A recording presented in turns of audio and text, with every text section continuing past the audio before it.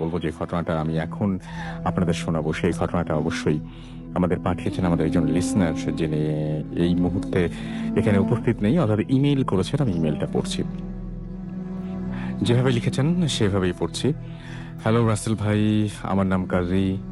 আমি একজন রেগুলার ভূত এফএমের লিসনার। আমি থাকি কানাডার অ্যালবার্টা প্রভিন্সের ছোট্ট একটা সিটিতে। I'm a big fan of your show. সবাই জিমে যায় কানে হেডফোন দিয়ে, গান শুনতে শুনতে জিম করে, অ্যান্ড ওয়ার্কআউট করে। যখন আমি ওয়ার্কআউট করি তখন আমি ভূত এফএমের রেকর্ডেড এপিসোড শুনি। ঘটনাটা যদিও অনেক বড়, কিন্তু আমি শুধু কিছু স্পেশাল ঘটনাগুলি হাইলাইট করব এবং আমি ট্রাই করছি গুছিয়ে লিখতে, এবং পছন্দ হলে প্লিজ শেয়ার করবেন। তারপরেই তিনি চলে গেছেন শুরুতে, এবং তিনি বলছেন যে ছেলেবেলায় জিন পড়িতে আমার বরাবরই বিশ্বাস ছিল, বাট শুধু ঘটনা শুনতাম আর ভয়ে কাঁপতাম। আমরা কখনো কল্পনাও করতে পারিনি যে আমি নিজেই একজন ভিকটিম হব ওনাদের। যাই হোক, আমি বেশ নামাজ পড়া শুরু করেছিলাম যখন আমার বয়স 16 থেকে 17। আমি এক ওয়াক্তও মিস করতাম না। আব্বু আম্মু পর্যন্ত অবাক হয়ে গিয়েছিল এবং আমার এই পরিবর্তনে এমনও দিন গেছে যেদিন আমি ভোর 3টায় উঠে সমানে নামাজ পড়ে গেছি এবং ফজরের ওয়াক্ত পর্যন্ত। চিন্তাও করিনি যে কিছু ওয়াক্ত আছে যখন নামাজ পড়া উচিত নয়। চ্যাপ্টার 1। ওই দিন ছিল এপ্রিল 12, 2013। 3। আমি এক কম্পিউটার সেলস সেন্টারে কাজ করতাম। কাজ শেষ করে বরাবরই অনেক দেরি হয়ে যেত, বাট ওই দিন অনেক দেরি হয়ে গেল। রাত 11টার মতো বাজে। ধানমন্ডি 11 এর রাস্তা ধরে হেঁটে যাচ্ছি। টিপটিপ বৃষ্টি পড়ছে, আর আমার কাছে কোনো ছাতাও ছিল না। হাতে কাগজপত্র নিয়ে আমি দৌড়ানো শুরু করলাম। একটা মানুষজন নেই রাস্তায়, রিক্সা তো দেখলামই না। একটা দুটা রিক্সা যাচ্ছে, বাট তারা আর প্যাসেঞ্জার নিতে চাইছিল না, কারণ তারা ঘরে ফিরে যেতে চাচ্ছে। আমি হতাশ হয়ে দৌড়াতে থাকলাম, আর হঠাৎ শুনলাম আমার পেছনে একটা রিক্সা বেল দিচ্ছে। আমি থেমে পেছনে ফিরে দেখলাম একটা অনেক বয়স্ক লোক, তার মাথায় পাগড়ি আর গলাতে বোঝাই করা সব তাবিজ, পরনে একটা লাল রঙের টি শার্ট আর লুঙ্গি। পায়ে কোনো স্যান্ডেল ছিল না। আমি জিজ্ঞেস করলাম, ভাই, মোহাম্মদপুর যাবেন? উনি ইশারা করে উঠতে বললেন। আমি হাফ ছাড়লাম আর ওনাকে ধন্যবাদ দিয়ে উঠে পড়লাম রিক্সাতে। উনি আমাকে অনেক ভালো করে ঢেকে দিল পলিথিন দিয়ে, যাতে আমার গায়ে পানি না লাগে। আমি আল্লাহকে শুকরিয়া দিলাম এবং মনে মনে নিয়ত করে ফেললাম যে ওনাকে আজ আমি 100 টাকা বকশিশ দেব। বেচারা ভিজে শেষ। যাই হোক, উনি আমাকে নিয়ে চলল মোহাম্মদপুরের দিকে। আমি অবাক হচ্ছিলাম যে উনি একটা সাউন্ডও করছিলেন না, আর রিক্সা ঝড়ের গতিতে যাচ্ছে, কিন্তু অনেক সেফলি যাচ্ছে। আমি থাকতাম তাজমহল রোডের একটা এরিয়াতে, এবং আমি ওনাকে বলতে ভুলে গিয়েছিলাম সেটা। অথচ আমি দেখলাম যে উনি নিজে আমাকে বাসার কাছাকাছি নিয়ে চলে গেছেন। আমি হঠাৎ খেয়াল করলাম যে উনি আমাদের বাসার গলিতেও ঢুকে গেলেন, যেখানে আমি ওনাকে একটা কিছুও বলিনি। আমি ভাবলাম হয়তো আমাকে চেনে কিংবা আগে কখনো নিয়ে এসেছে, যদিও আমি কখনো তাকে দেখিনি। তখন বৃষ্টি পড়া কিছুটা কমেছে এবং উনি আমাকে অবাক করে দিয়ে বাসার সামনে রিক্সা থামালেন। আমি হতবাক হয়ে কিছু জিজ্ঞেস না করে ওনাকে বললাম, চাচা, আপনাকে অনেক ধন্যবাদ, আর এই 100 টাকা রাখেন। হঠাৎ তার হাতে এই টাকাটা গুঁজে দিলাম। আমাদের বাড়ির কেয়ারটেকার ফজলু মিয়া দাঁড়িয়ে ছিল গেটের সামনে। হঠাৎ রিক্সাওয়ালা চাচা আমাকে টাকাটা ফেরত দিয়ে বললেন, আমি এটা নিতে পারবো না, আমাকে মাফ করে দেন, আমি আপনার পায়েরও যোগ্য নই, বলেই হাওমাও করে কাঁদতে শুরু করলেন এবং টাকাটা আমার পায়ের কাছে রেখে দিলেন। ফজলু মিয়া দৌড়ে এসে ওনাকে চলে যেতে বলল, বেটা, টাকা নিলে নে, না হলে ভাগ এখান থেকে। আর আমাকেও বলল, ভাইজান, আপনি ওপরে চলে যান, আমি দেখতেছি। হঠাৎ ল্যাম্পপোস্টের আলোতে খেয়াল করলাম রিক্সাওয়ালা চাচার চোখ টকটকে লাল হয়ে গেল এবং উনি আমাকে ধাক্কা দিয়ে সিঁড়ি ঘরের মধ্যে নিয়ে গেলেন। ফজলু মিয়া ধরে রাখতে পারল না ওনাকে। লাইটের মধ্যে ওনার চেহারাটা আমার শরীর কাঁপুনি দিয়ে উঠল। কুচকুচে কালো চেহারা, আর গলাটা অস্বাভাবিক লম্বা, দাঁত সব কালো, গলা ভর্তি নানা রকম তাবিজ। উনি আমাকে ঠান্ডা গলায় বললেন, আপনি আজকে আর রাতের বেলায় কোথাও বের হয়েন না, আপনার ওপর একজনের নজর আছে। বলেই চোখ উল্টিয়ে দিলেন, আর তার চেহারা আরো ভয়ঙ্কর হয়ে গেল। উনি আঙুল দিয়ে ইশারা করে সামনের বিল্ডিং এর ছাদের দিকে দেখালেন। আর আমার মাথাটা কাজ করছিল না। আমি দেখলাম ছাদের ওপর কিছুই নেই। উনি বলতে থাকলেন, আপনার দোহাই লাগে, আমার কথা শোনেন। আমি কিন্তু মানুষ না, বিশ্বাস করেন আর না করেন। ওই ওই যে ওইটা একটা পিশাচিনী আপনাকে নিয়ে যেতে চায়। ছাদের দিকে তাকিয়ে তাকে হাত থেকে তাকিয়ে আছে এই দিকে। হঠাৎ উনি ওয়ালে মাথা ঠুকতে শুরু করলেন, আর আমি সূরা পড়তে যত তাড়াতাড়ি সম্ভব সিঁড়ি দিয়ে উঠতে শুরু করলাম। বাসায় ঢুকে আম্মুকে সব বললাম। আম্মু বলল নামাজ পড়তে আর বাইরে না বের হতে। আমি আর ব্যালকনিতেও যাইনি। ঘটনা খানিক পর ফজলু মিয়া আসলো আর আম্মুকে সব বলল। আমার 100 টাকার নোটটা নাকি ফজলু মিয়া রাস্তা থেকে তুলে নিয়ে এসেছে। আমি পরের দিন সকালে ফজলু মিয়াকে জিজ্ঞেস করেছিলাম যে পরে কি হয়েছিল। ফজলু মিয়া বলল, আপনি উপরে চলে যাওয়ার পর রিক্সাওয়ালা রিক্সা নিয়ে চলে গেল এবং দেখে মনে হলো যে কিছুই হয়নি। টাকাটা ছুঁড়ে ফেলে দিয়ে চলে গিয়েছিল রাস্তায়। এটাই ছিল ফার্স্ট এনকাউন্টার। আমি ধরে নিয়েছিলাম যে ওটাই শেষ ছিল না। চ্যাপ্টার 2। অনেক বছর হয়ে গেছে, আর কিছু এক্সপেরিয়েন্স করিনি। 2007 নভেম্বরের 17 আমার নতুন বিয়ে হয়েছে। রাত তখন 2টার মতো। আমি আর আমার ওয়াইফ সামান্তা মুভি দেখছিলাম। অনেক ঘুম পেয়েছিল, তাই টিভি বন্ধ করে দুইজন শুয়ে পড়লাম। চোখ লেগে আসছিল, আর হঠাৎ শুনলাম কোনো এক মহিলা যেন কাঁদছে। মনে হলো ঠিক 2 বিল্ডিং এর মাঝখানে যে প্রাচীর দেয়া ওইখানটাতেই। আমার ফ্ল্যাটটা ছিল ফার্স্ট ফ্লোরে, সো কেউ যদি নিচে কোথাও বা নিচু কোনো কথা বলে স্পষ্ট শোনা যেত। আমি অবাক হয়ে তাড়াতাড়ি ব্যালকনিতে গেলাম। কোনো আওয়াজ নেই। গভীর রাত আর অনেক অন্ধকার। আমি আবার শুয়ে পড়লাম। হঠাৎ আবার শুরু হলো কান্না। এবার মনে হলো আমাদের বেডরুমের আরেক জানালার পাশে। আমি ঘামতে শুরু করলাম। আমি আমার ওয়াইফকে ডেকে তুললাম, বললাম সবকিছু। ও কিছুই বিশ্বাস করলো না। এবং তারপরেই হঠাৎ ব্যালকনির স্লাইডিং ডোরে কে জানি নক করলো। আমরা দুইজন তাকালাম, বাট কেউ একটা কথাও বললাম না। এবার আমার ওয়াইফও শুনতে পেল কান্নার আওয়াজ। আমাকে খামচে ধরলো সে। কান্নাটা ছিল অনেক কষ্টের। মনে হচ্ছিল কোনো মা যেমন বাচ্চা হারালে কাঁদে, ঠিক সেই রকম বিলাপ করা কান্না। স্লাইড জ্বালিয়ে টিভি ছেড়ে দিলাম সিচুয়েশন নর্মাল করার জন্য। আর ওই রাতে কিছুই হলো না। কখন ঘুমিয়ে গেছি টেরও পাইনি। পরের দিন আম্মুকে বললাম সব, আর আমার আম্মু ওই দিন বিকেলে বাসায় এক হুজুর ডেকে মিলাদ পড়ালেন। আমরা 2 দিনের জন্য বেড়াতে চলে গেলাম নারায়ণগঞ্জের শ্বশুর বাড়িতে। আমার শ্বশুর সব আগেই শুনেছিলেন, তাই সেদিন বিকেলেই দুজন হুজুর ডেকেছিলেন কিছু ঝাড়ফুঁক করার জন্য। বাদ মাগরিব হুজুর দুইজন আমাকে আর আমার ওয়াইফকে নিয়ে একটা রুমে বসালেন। হুজুর সাহেব আমাদের কেয়ারটেকারকে বললেন একটা জগে করে পানি নিয়ে আসতে। পানি আনার পর হুজুর সাহেব কিছু একটা দোয়া পড়ে পানিতে ফু দিয়ে বললেন আমাকে আর আমার ওয়াইফকে খেতে। আমি পানি মুখে দিলাম, কিন্তু গিলতে পারছিলাম না। কিরকম জানি তিতা আর বাজে একটা স্বাদ ছিল, আর গলা দিয়ে নামছিল না। আর যখন গলা দিয়ে নামার সময় অনেক জ্বালা করছিল।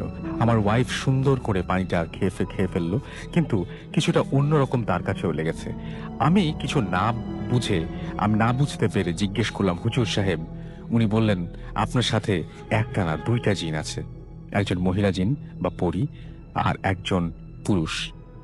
উনি আমার নাম আর ওয়াইফের নাম লিখে নিলেন আর বললেন যে আগামীকাল 2 জনকে 2টা তাবিজ দেবেন, আর বাসার সব কর্নারে একটা করে তাবিজ লাগিয়ে বাড়ি বন্ধ করে দিবেন।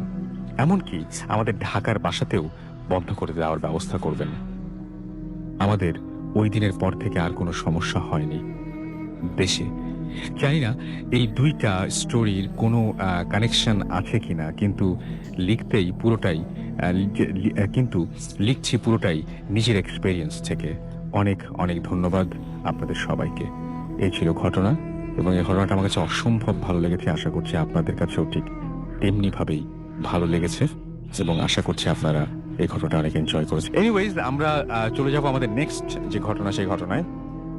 এবং এই ঘটনাটি ছবি দেয়া আছে অলরেডি ফেসবুকে, আপনারা সবাই দেখেছেন। আমরা এখন ঘটনায় যাচ্ছি। যিনি লিখছেন তার মতো করেই পড়ছি। রাসেল ভাই, জীবনে কখনো এমন কিছু এক্সপেরিয়েন্স করব স্বপ্নেও ভাবতে পারিনি। আমি ঘটনার দিনের বেলার কিছু ছবি পাঠালাম। এই জায়গাটিতে প্রশাসনেরও নিষেধাজ্ঞা আছে। এটি একটি পরিত্যক্ত হাসপাতালের ঘটনা। এবার ঈদে আমার এক ফুপু শ্বশুর বাড়িতে বেড়াতে এসে এক্সপেরিয়েন্স করলাম। দিনের বেলায় গিয়ে আমি ছবিগুলো তুললাম। আর একটা কথা বলে রাখি, এইখানে নাইট গার্ড যারা আছেন রাতের বেলায় ভেতরে ঢুকে পাহারা দেন না, তারা বাইরে থেকেই পাহারা দেন। আমরা এর আগে কিছু নাইট গার্ড এখানে ছিল যারা লাশ হয়ে ফিরত, না হয় পাগল হয়ে যেত। আমি একটি অ্যাম্বুলেন্সের ছবি পাঠিয়েছি। খুবই ভয়ঙ্কর কিছু ঘটনা আছে এই অ্যাম্বুলেন্সকে নিয়ে। ঘটনাগুলো যারা ওখান থেকে বেঁচে ফিরেছে তাদের মুখ থেকে শোনা। কালাম নামের একজন লোক এবং তার বন্ধু একদিন ভেতরে যায়। তারা ভিতরে ঢুকে গাছপালার আড়ালে একটি জায়গায় বসে। 10 মিনিট পর তারা পুকুরের পানিতে জোরে জোরে কিছু নড়ার শব্দ পায়। প্রথমে তারা মনে করেছিল হয়তো বড় কোনো মাছ হবে। তারা অ্যাম্বুলেন্সটির খুব কাছেই ছিল। কামালের বন্ধুর হঠাৎ করে চোখ পড়ে যায় অ্যাম্বুলেন্সটির দিকে। সে দেখে অ্যাম্বুলেন্সটিতে জোরে জোরে কাঁপছে আর কিছু উদ্ভট শব্দ আসছে। তারা দুজনেই ভয় পেয়ে যায়। কালামের হঠাৎ চোখ যায় পুকুরের দিকে। কিছু মানুষ পুকুরের পাড় থেকে হামাগুড়ি দিয়ে, কিছু সাঁতরে, আবার কিছু ভেসে ভেসে তাদের দিকে আসছে। এই দেখে কালাম চিৎকার করে ওঠে এবং দৌড় দিয়ে চলে যায়। অনেকক্ষণ পরে বোঝা যায়, অনেকবার পড়ে যায়, আবার উঠে আবার দৌড় দেয়। এরকম ভাবে সে গেটের বাইরে এসে জ্ঞান হারায়। গার্ড তার চিৎকার শুনতে পেয়ে দৌড়ে এসে জ্ঞানহীন অবস্থায় তাকে নতুন হাসপাতালে নিয়ে যায়। পরের দিন তার জ্ঞান ফিরলে সে সাথে সাথে তার বন্ধুর কথা জিজ্ঞেস করে এবং তারা কেউ জানে না যে গার্ডরা শুধু তাকে পেয়ে নিয়ে এসেছে এবং তাকে পেয়ে নিয়ে এসেছে এবং হাসপাতালে নিয়ে আসার পরে সে জানতে পারে যে বন্ধুদেরকে খুঁজতে ওখানে অ্যাম্বুলেন্সের পাশে তাদেরকে খুঁজে পাওয়া গেছে এবং মৃত অবস্থায় পাওয়া গেছে। যদিও কালামের নামে থানায় কেস হয় এবং পরে প্রমাণ না পাওয়ার পরে সে ছাড়া পেয়ে যায়। এছাড়াও অনেক ঘটনা রয়েছে। গার্ডদের কাছে জানতে পারলাম রাতে অনেক রকমের শব্দ শুনতে পায় তারা। যে বাড়িতে বেড়াতে গিয়েছিলাম তাদের কড়া আদেশ ছিল রাত তো দূরের কথা, বিকেলের দিকেও যাতে ওখানে না যাই। তাই যাওয়া হলো না। আরেকটি কথা, ওইখানে অনেক ঘাস গাছপালা থাকলেও কোনো জীবজন্তু ওইখানে খাবার খেতে যায় না। যেমন গরু ছাগল, এরা কেউই যায় না। আশেপাশে যারা বাস করে তাদের থাকতে প্রবলেম হয় বলে এক হুজুরকে নিয়ে আসা হয়েছিল জায়গাটি বিশুদ্ধ করার জন্য। দিনের বেলাতে তিনিও এলাকার কিছু লোক ভেতরে ঢুকে জায়গাটি বিশুদ্ধ করার জন্য ঢুকে পড়েন। হুজুর তার কাজ কিছুক্ষণ করার পর সবার সামনে হঠাৎ নারিকেল গাছ থেকে 4-5টি ডাব তার মাথায় পড়ে।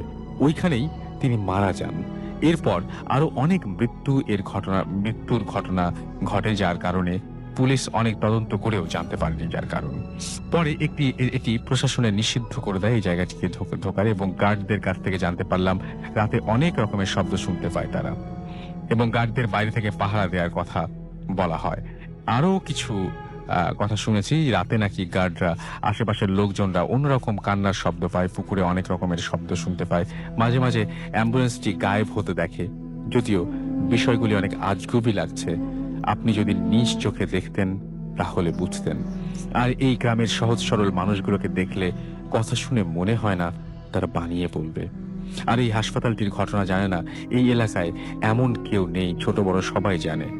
রাসেল ভাই, আজকে আর লিখতে পারলাম না, পরে আরো ঘটনা আছে, লিখে পাঠাবো। আমি আপনার ঘটনার অপেক্ষায় থাকলাম। আমি পরবর্তী মেইলে জিজ্ঞেস করেছিলাম যে এই জায়গাটি কোথায়।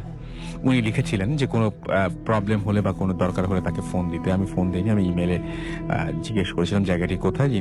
যেহেতু তিনি লেখেননি, পরে তিনি বলেছেন এটি বরগুনা জেলার পাথরঘাটা থানায় এবং হরিণঘাটা নামের একটি স্থানের পরিত্যক্ত একটা হাসপাতাল। পরে নতুন পৌরসভা হয় ওখানে এবং নতুন করে 50 বেডের হাসপাতাল করা হয়। এটি অনেক পুরনো। সুতরাং উনি যেহেতু লিখেছেন, আপনারা কেউ গিয়ে বা আপনারা কেউ পরিচিত কেউ সেখানে থাকলে তার কাছ থেকে খোঁজ নিতে পারেন। আমরা চলে যাচ্ছি বাবু ভাইয়ের কাছে। থ্যাংক ইউ রাসেল ভাই। এই কাহিনীটা আমি যেটা শেয়ার করবো এটা হচ্ছে আসকার আঙ্কেলের কাহিনী। উনি অনেক সিনিয়র মানুষ, মানে আমাদের থেকে বেশ সিনিয়র। যাই হোক, উনি এটা আপনার একটা 80s এর কাহিনী বলেছেন। উনি সবসময় রহস্য ভালোবাসতেন, এখনো বাসেন।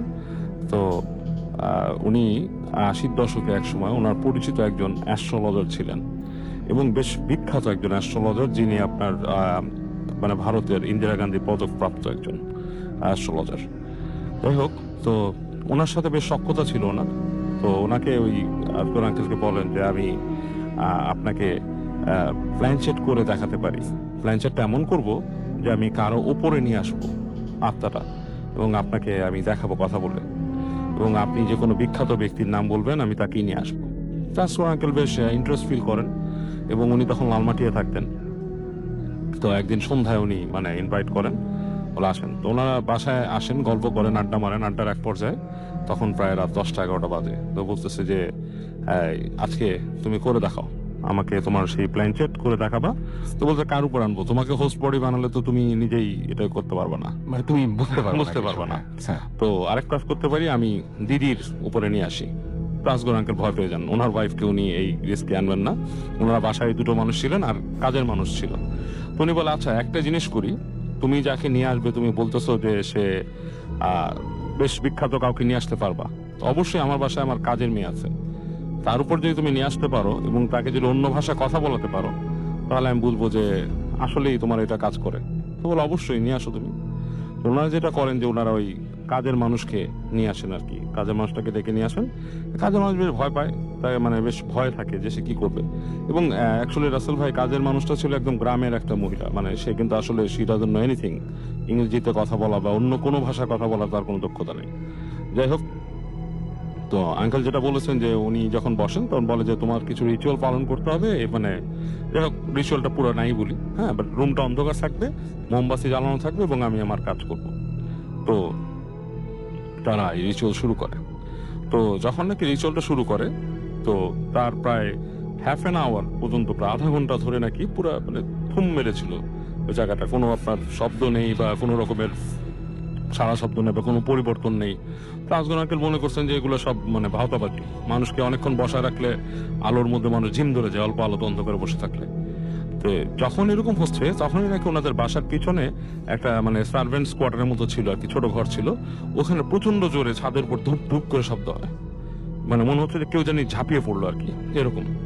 এবং একটু পরেই ওই কাজের মেয়েটা যেটা বসেছিল, সে খিলখিল করে হেসে ওঠে ঘরের মধ্যে, এবং মানে হাসিটা খুবই অতিপ্রাকৃত, মানে অ্যাবনর্মাল টাইপের একটা হাসি, যেটা নাকি আপনার নর্মাল মানুষের হাসির সাথে মিল খায় না, এবং ওই কাজের মহিলার নেচারের সাথে মোটেই এটা মানে সঙ্গতপূর্ণ না।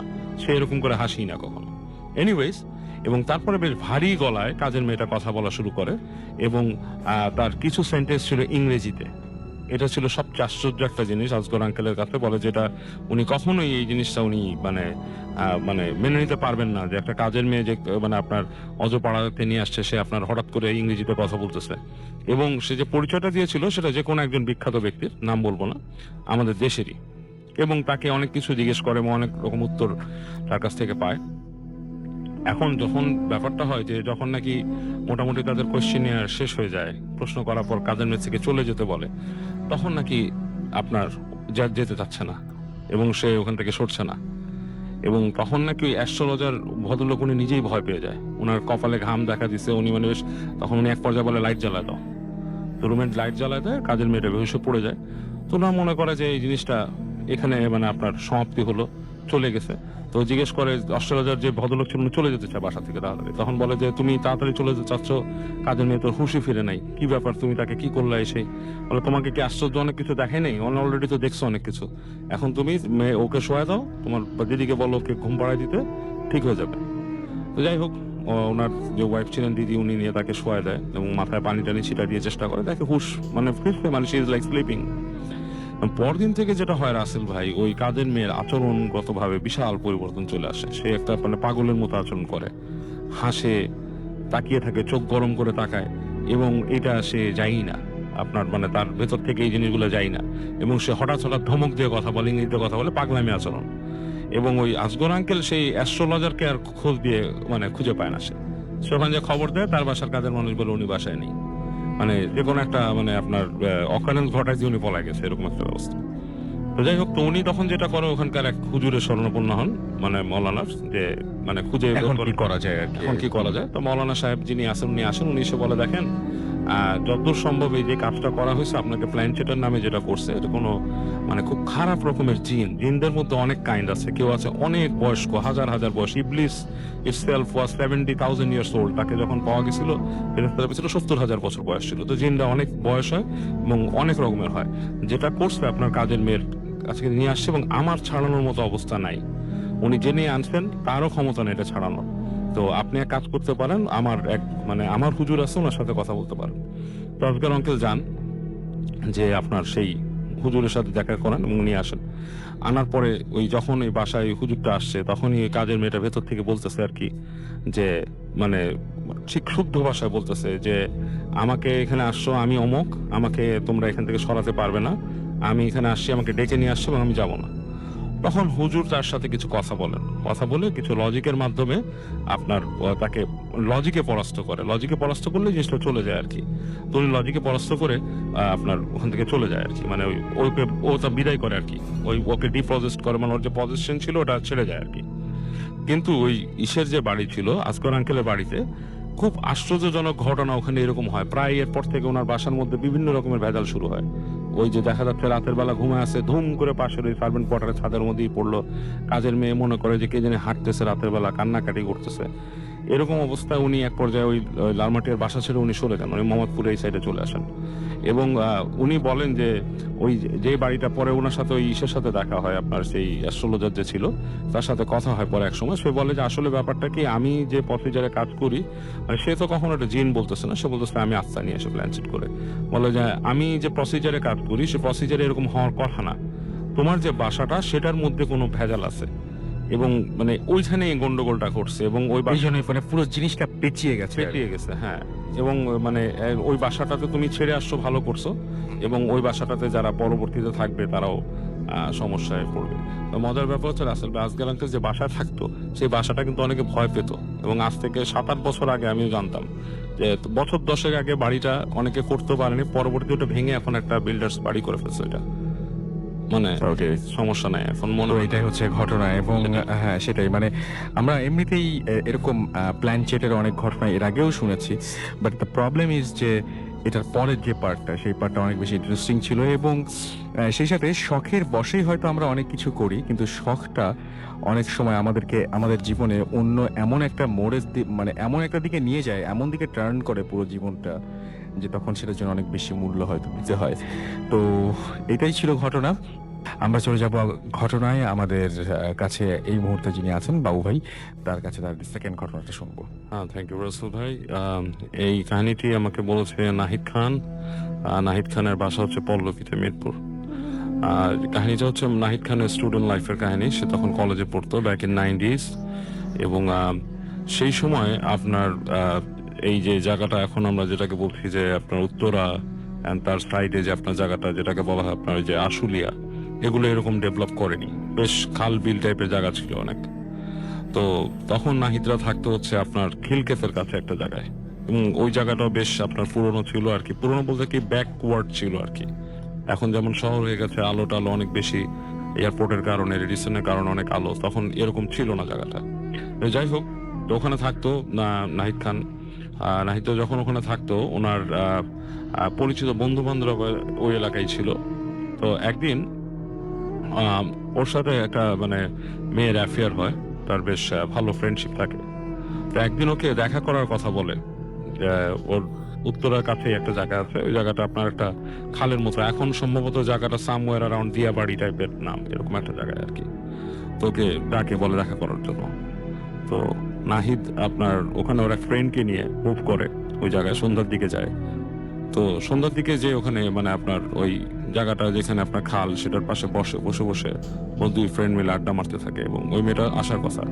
তোর ফ্রেন্ড ওকে বলে যে তোমার কাছে কি এটা একটু অড লাগে না, এরকম রাতের বেলা এখানে বসে আছো, প্রায় তো রাত হয়ে গেছে, এরকম মানে এরকম নীরব সময় কেউ এখানে আসে দেখা করার মতো অবস্থা না, কারণ জায়গাটা বেশ নীরব এবং মানে আর কি ভালো লাগছে না আমার কাছে। তো নাহিদ বলতেছে যে ওরা গাড়িতে করে আসবে, সো ডোন্ট ওয়ারি, এটা তো আমরা জাস্ট দেখা করবো এখানে, ইটস ওকে। ওদের একটা মোটরসাইকেল ছিল তখনকার, আপনার H100S মোটরসাইকেল। তো বলছে যে এখানে অসুবিধা নাই, দেখা করে চলে যাব। তোর ফ্রেন্ডটা এক পর্যায়ে বলে যে দেখ আমার কাছে ভালো লাগতেছে না, আমি চলে যাই। তো কথায় কথায় ওদের দুজনের মধ্যে মানে বেশ বাক বিতনটা হয়। ফ্রেন্ডটা বলে যে আচ্ছা ঠিক আছে আমি চলে যাই, আমার তোর লাগবে না, আমি আমার মতো চলে যাই। তো ওখান থেকে ওর ফ্রেন্ড রাগ করে চলে যায়, এবং নাহিদ কিছুক্ষণ চিন্তা করে যে ও যাচ্ছে সামনে, যে এখানে কি বাস গাড়ি কিছু পাবে কিনা। তো তারপরে যেহেতু রাগ তার, সে ওটা কেয়ার করে না, কারণ যে সে ইগারলি ওয়েট করতেছে তার সেই গার্লফ্রেন্ডের জন্য যে আসবে। আর নাহিদের একটা ব্যাপার ছিল, যখন ওর যে জিনিসটা বলে নেওয়া দরকার ছিল আগেই, যে নাহিদের ফ্যামিলিতে কিছু কার্স ছিল। এই কার্সটা হচ্ছে নাহিদের মা ওকে সবসময় মানে খুব দোয়া দুরুদ পড়ে রাখতো এবং বলতো যে তুমি একা কোথাও থাকবা না। মানে ও এই জিনিসগুলো অ্যাভয়েড করতো। গ্রামের বাড়িতে গেলেও ওকে দেখা যেত যে আপনার মানে ঘর থেকে বেরোতে দিত না রাতের বেলায় সব। তো কখনো সেই জিনিসটা সে মানে আপনার করে নেই আর কি, মানে বাপ মার সাথে খুব ক্লারিফাই খুব একটা করে নেই। সে শুনছে যে একটা কার্ড ছিল ফ্যামিলি। অনেকেই আমাদের এই জিনিসটার সাথে হয়তো পরিচিত আছেন, যে অনেকেই বলে যে ফ্যামিলিতে একটা কার্ড থাকে এরকম। এরকম অনেকে আছে, হ্যাঁ, হ্যাঁ, অনেকে হ্যাঁ। অনেকে বিশ্বাস করেন এটা। হুম, হুম, হুম। তো যখন রাত হয়ে যায় তখন সে নাহিদ আপনার ইন্টারমিডিয়েট পরীক্ষা দিয়েছে তখন। তো ওই সময় 90s এর রাসেল ভাই, যারা মানে আপনার এই ইন্টারমিডিয়েট পাস করা ছেলেপেলেরা নিজেদেরকে বেশ বড়ই মনে করতো। এখন দেখা যাচ্ছে যে সবাই মানে যে বাচ্চা, আমিও আরো ছোট বয়সে চলে গিয়েছি বিদেশে। তো এরকম সময় আর কি মানুষ তখন মনে করতো বেশ বড়। তো নাহিদও নিজেকে বেশ গ্রোন মনে করতো আর কি। তো যখন একলা কিছুক্ষণ থাকার পরে তাকে কিছুটা ভয় পেয়ে বসে, কারণ জায়গাটা বেশ একলা। বসার মতো একটা ছোট জায়গা আছে, উঁচু একটা বেঞ্চির মতো, এখানে বসে আছে, কিন্তু আশেপাশে কেউ নাই, অন্ধকার হয়ে গেছে। তো এক পর্যায়ে ভাবে যে কি আসবে, এবং ওই সময় তো আপনার মোবাইল ফোনের যুগও না যে কল দিয়ে তাকে দেখবে। একসময় সে নিজেই মনে করে যে আমি এখান থেকে মুভ করে চলে যাই। তো তখন রাত 8টার মতো বেজে গেছে, প্রায় 7:30 8টা। তো এই সময় সে আপনার এক সময় যখন সে মেয়েটা না আসে, সে রওনা দেয় আপনার মোটর বাইক দিয়ে। তো যখন আসতেছে হঠাৎ করে সে একটা জায়গায় দেখে যে রাস্তার দুই পাশ থেকে ঝোপ এসে মানে রাস্তাটার উপরে মানে লেগে গেছে আর কি, মানে আকাশটা দেখা যায় না অতটুকু জায়গা, বেশ কিছু মানে ধরেন 50 ফিট বা 100 ফিট রাস্তা, আপনার উপরে দুপাশের গাছ এসে ঝেঁকে গেছে। তো ওইটা যখন সে পার হয়, হঠাৎ সে দেখে যে ওখানে মানে রাস্তার মাঝখানে মনে হচ্ছে একটা মানুষ পা ছড়ায় বসে আছে, এবং মানে বেশ মানে মানে গায়ের মধ্যে মনে হচ্ছে একটা ছালার মতো পড়া আর কি, মানে পাগল টাইপের যেরকম থাকে সেই টাইপের রাস্তার মধ্যে। এবং সে যখন নাকি আরেকটু কাছে যায়, হেডলাইটের আলো দেখতে পারে যে একটা মেয়ে মানুষ। তো ও কি করে ব্রেক করে আপনার দাঁড়ায়, ব্রেক করে দাঁড়ায়, হর্ন দিতে থাকে সরার জন্য।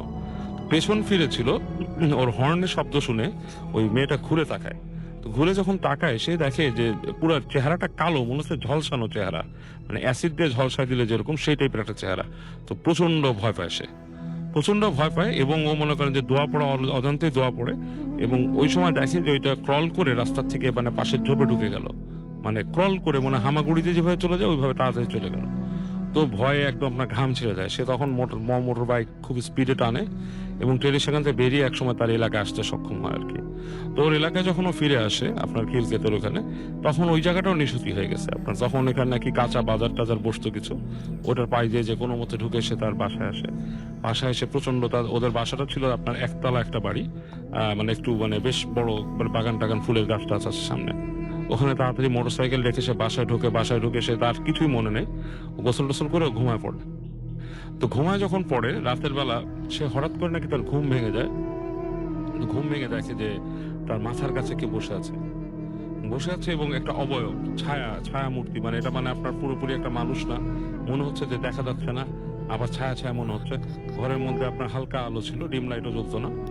এর মধ্যে সে উঠে বসে সে হঠাৎ করে মানে তাকায় দেখে যে বসে আছে সেটা একটা নারী মূর্তি বোঝা যাচ্ছে, এবং তার মুখটাও বোঝা যাচ্ছে, মুখের মধ্যে চোখ দুটো খুব ভালো মতো বোঝা যাচ্ছে। আসলে ইটস লাইক বলছে যে কালোর মধ্যে যদি সাদা কোনো চোখ আপনার মানে কেউ খুব বেশি হোয়াইট করে দেয়, জাস্ট লাইক দ্যাট। তো এটা দেখে নাহিদ চিৎকার দিয়ে ওঠে। চিৎকার দিয়ে ওঠার পরে তার বাসার মধ্যে মানুষজন শব্দ পায়। একটু পরে তার বাবা এসে নক করে, এসে বলে যে কি হয়েছে তোমার, বাসা চিৎকার করতেছো কেন? তো সে তার বাবাকে বলে যে আজকে আমি একটু ভয় পাইছি। বাবার সাথে ফ্রি ছিল বেশ, বলে যে আমি এরকম রাস্তা দিয়ে আসতে গেছিলাম, এরকম এরকম। তো বলে তোমাকে তো নিষেধ করছি, তোমার আম্মা নিষেধ করছে, সবসময় তোমাকে বিভিন্ন রকম আমরা প্রিকশন দিছি যে তুমি যাবা না, আমাদের ফ্যামিলির মধ্যে কিছু সমস্যা হয় ছেলেদের, এটা তোমাকে নিষেধ করা হয়েছে, তুমি কেন একলা ওই জায়গায় গেছো? তো শেষ পর্যন্ত বাবাকে এক বছর বলে যে আমার এরকম এক ফ্রেন্ডের সাথে দেখা করার কথা ছিল, রাস্তায় এরকম এরকম হয়েছে। তো তো তার বাবা তাকে বলে, বাবা তোমাকে তো একটা জিনিস বলা হয়নি যে তোমার আমাদের ফ্যামিলির ছেলেদের উপরে এরকম একটা মানে খারাপ জিনিসের একটা আসর ছিল, এবং এইটা আমরা অনেক দিন মানে আটকায় রাখছিলাম, মানে তাবিজ করে আটকায় রেখে দিছিল, সম্ভবত সামহাও এটা তোমাকে পেয়ে গেছে, এবং এটা তোমার তো এখন তোমাকে করে ফিরবে আর কি।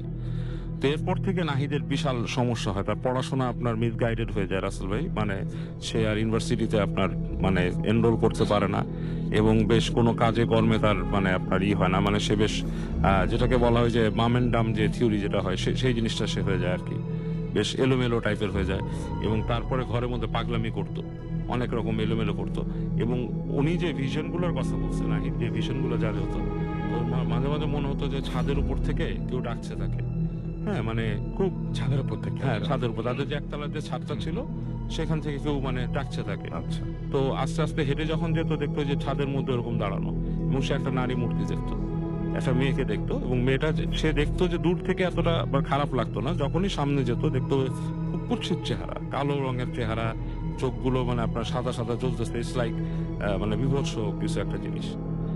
এবং পরবর্তীতে অনেক বছর নাহিদ এরকমই এসে থাকে, এবং পরবর্তীতে সে ঢাকা শহরের কোন একটা মানে আপনার একজন হুজুরের কাছ থেকে তাবিজ নিয়ে সে মোটামুটি একটু এগুলো থেকে মানে দূরে থাকার প্র্যাকটিস করে, এবং এখনো নাকি তার কিছু কিছু এরকম সমস্যা হয়, তাবিজের মোম শেষ হয়ে গেলে বা তাবিজ সাথে না থাকলে নাকি অনেক কিছু এরকম সে দেখে। So he got possessed for good, মোটামুটি তাকে সরায় রাখাটাই কঠিন এখান থেকে আর কি। থ্যাংক ইউ ভেরি মাচ বাবু ভাই আপনার ঘটনার জন্য আমার ছোট, এবং আশা করছি আপনাদের ভালো লাগবে, যেভাবে লিখেছেন সেভাবে পড়ছি। রাসেল ভাই, আমি শাওন, আল্লাহর রহমতে ভালো আছি, জানি আপনি সবসময় ভালোর দলে, তাই জিজ্ঞেস করবো না কেমন আছেন। সবসময় ভালো থাকুন এবং ভূত এফএম বেঁচে থাকুক চিরকাল, এই আশা করি। যাই হোক, আমার ঘটনায় চলে যায়। আমি নিউ ইয়র্কের জ্যামাইকা এলাকায় থাকি আজ প্রায় 3 বছর ধরে। আমি যেখানে থাকি তার খুব কাছেই অনেকগুলো বেশ বড় ধরনের কবরস্থান। মাঝে মাঝে ট্রেনে বাসায় আসার পথে বাইরে তাকালে সারি সারি ক্রস দেখা যায়। আমি অনেক রাত করে কাজ শেষ করে বাসায় ফিরি, সবসময় একদম পেছনের বগিতে বসি, যেখানে কেউ তেমন থাকে না। চুরি ডাকাতির ভয়ে সবাই সামনের বগিতে ওঠে, যেখানে অপারেটর থাকে। তো এই বছরের ফেব্রুয়ারির এক ঠান্ডা রাত কাজ শেষ করে ফিরছি আমি বাসায়। ওই দিন ওভারটাইম কাজ করেছি, রাত 3টা বাজে, শরীর ক্লান্ত একদম। ট্রেনে উঠে বসলাম। এত রাতে পেছনের বগিতে আর কেউ নেই। ট্রেনের সিটগুলো অনেক লম্বা, চাইলে শুয়ে পড়া যায়, এবং আমি তাই করলাম। ক্লান্তিতে ট্রেনের সিটে শুয়ে পড়লাম। কখন যে ঘুম লেগে গেল বলতে পারি না। কতক্ষণ হয়েছে জানি না, বেশ কিছুক্ষণ পরে ঘুম ভেঙে গেল। উঠে মোবাইল চেক করলাম টাইম দেখার জন্য। আমি ট্রেনে উঠেছি, সেটা একটু পুরাতন এবং আধুনিক ট্রেনের ভেতরে ঘড়ি থাকে, নেক্সট স্টপ দেখাই ইত্যাদি। মোবাইলে 4টার মতো বাজে। আমি ভুলে গেলাম আমার বাসায় যেতে আধা ঘন্টার বেশি লাগে না। খুব সম্ভবত ট্রেন আমার স্টপ পেরিয়ে এসেছে, আমি টের পাইনি। আমার ধারণা ঠিক প্রমাণ করে ট্রেনের অপারেটর অ্যানাউন্স করলো, দিস ইজ সাইপ্রেস হিল, এবং পুরাতন স্টেশন, পুরাতন ট্রেন, তাই অটোমেটিক অ্যানাউন্স নেই, অপারেটরকে অ্যানাউন্স করতে হয়। এবং আমি উঠে গেলাম। আমার স্টপ থেকে কয়েক স্টপ এগিয়ে আছি, উল্টা ফেরত যেতে হবে। ট্রেনের দরজা খুলে যেতেই নেমে গেলাম। অনেক ঠান্ডা, ঘন তুষার পড়েছে, জ্যাকেটের হুডি তুলে দিলাম, নিঃশ্বাসের সাথে ধোঁয়া বের হচ্ছে। প্ল্যাটফর্ম ধরে হাঁটা ধরলাম, কি মনে করে পাশে তাকালাম। চোখ পড়ল সারি সারি ক্রস, সাইপ্রেস হিল সেমেট্রি পাশেই। শীতে না ভয়ে কে জানে গায়ে শিহরণ দিয়ে উঠল। যেহেতু পেছনের বগিতে উঠেছি, হেঁটে একদম সামনে যেতে হবে। পুরো স্টেশন একদম শুনশান, কিন্তু একটু সামনে এগোতেই দেখলাম এক মহিলা বেঞ্চে বসে আছেন, সাথে স্ট্রলার বাচ্চা আছে আর কি। লম্বা ওভারকোট পরেছিলেন তিনি, ফর্সা চেহারা, লম্বা সাদা চুল, রাতের বেলাতেও সানগ্লাস পরেন। অদ্ভুত লাগলো, কারণ ট্রেনের জন্য বসে থাকলে এই মাত্র ট্রেন গেল, ওইটাই উঠলেন না কেন, এই চিন্তা করে হাঁটছি। ওনার পাশ দিয়ে যাওয়ার সময় বলে, excuse me, help me take the baby down, এবং কথায় কড়া রাশিয়ান টান, এবং প্ল্যাটফর্ম থেকে সিঁড়ি দিয়ে নামতে হয়। ওনার একার পক্ষে বোধহয় বাচ্চা সহ স্ট্রলার নিয়ে নামা সম্ভব হয় না, তাই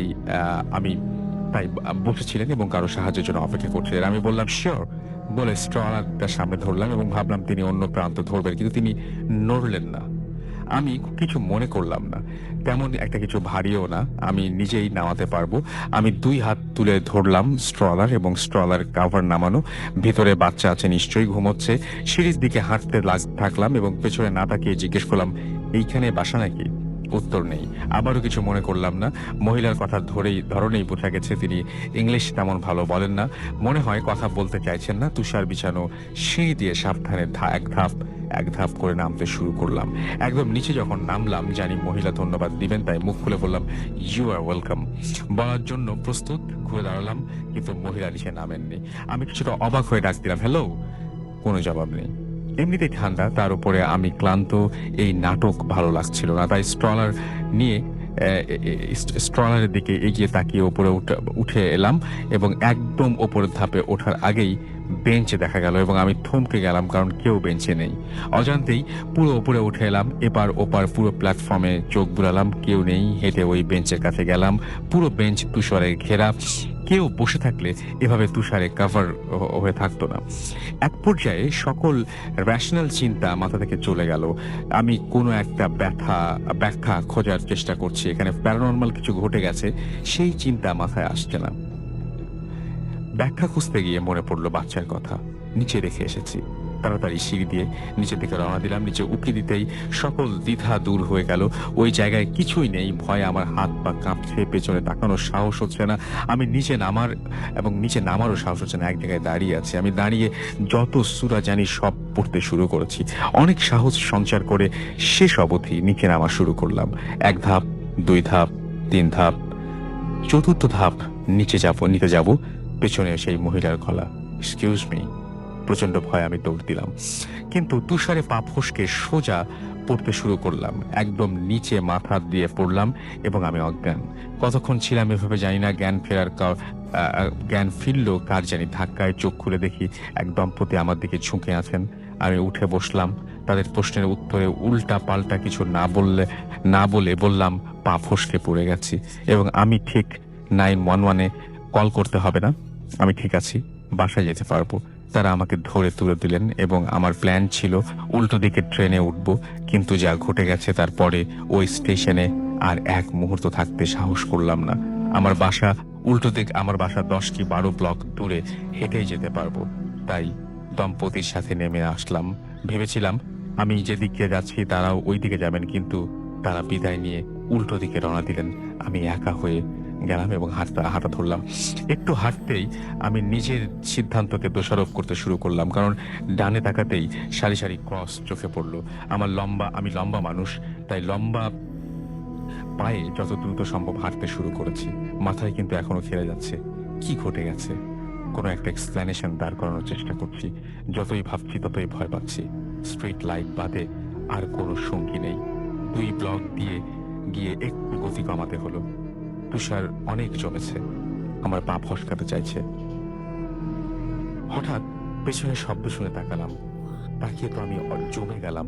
সেই রাশিয়ান মহিলা স্ট্রলার ঠেলে ঠেলে এগিয়ে আসছেন আমার দিকে। তার সেই ফর্সা চেহারা নেই, মুখ একদম রক্তাক্ত, সানগ্লাস দূর হয়ে গেছে, সেই জায়গায় খালি কোটর, চোখ নেই। স্ট্রলার কাভার উঠল। বিভৎস চেহারার এক বাচ্চা আমার দিকে হাত তাক করে আছে। তার হাতে কোনো আঙুল নেই। দুজনের মুখে বিকৃত হাসি। আমি তাকাতেই মহিলা গতি বাড়িয়ে দিল। আমি এই দৃশ্য দেখে আল্লাহ বলে সোজা দৌড় দিলাম উল্টো দিকে। কোনো কিছু তোয়াক্কা করছি না।